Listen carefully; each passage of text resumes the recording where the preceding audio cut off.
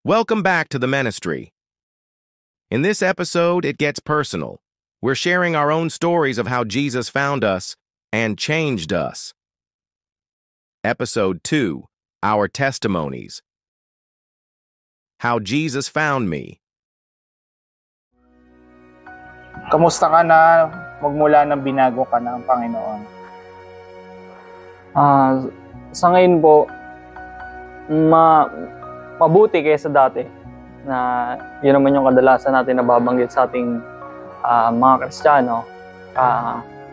Kasi sa ngayon, mas pinapaubaya ko po kay Lord yung mga suliranin o yung mga problema na pinagdadaanan ko. Kasi po, hindi naman talaga siya maalis. Kahit na dumating tayo sa point na mas Kristiyano na tayo. Ayun, hindi naging exempted. Kaya praise God pa rin kasi meron akong pinaguhugutan na lakas kay Lord nga po. Yun po yung sa akin. Nice. Ano ba yung mga nangyaring pagbabago sa iyo? Paano ka nag-grow magmula nung nakilala mo ang Panginoon? Actually, nung bago ko po siya makilala, may mga struggle po kasi na mahirap pintuan na kung sa sarili ko lang hindi ko kayang gawin. Kaya mas dinedicate ko siya kay Lord na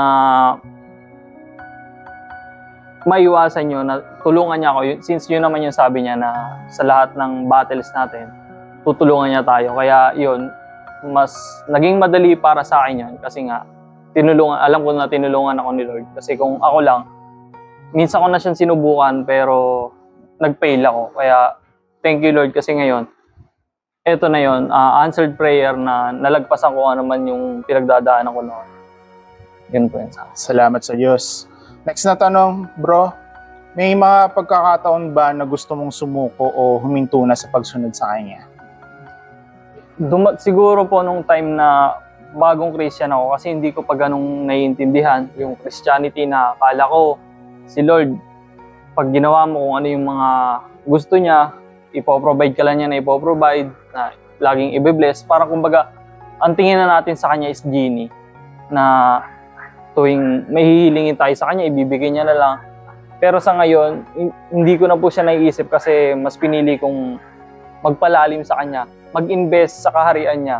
Instead, ginagawa yung mga bagay dito sa lupa kasi lahat naman dito sa lupa is temporary lang. Yung mga pera, kasi marami rin naman akong nasasaksihan na hindi lahat ng may pera is masaya.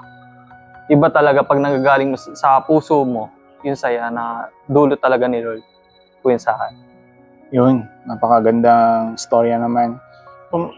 May mga challenges ba o mga problema na humahadlang sa'yo para magpatuloy sa gawain sa Panginoon nung bago kang Kristiyano at saka nung ngayon na talaga nagpapatuloy ka na sa pagsunod sa Kanya?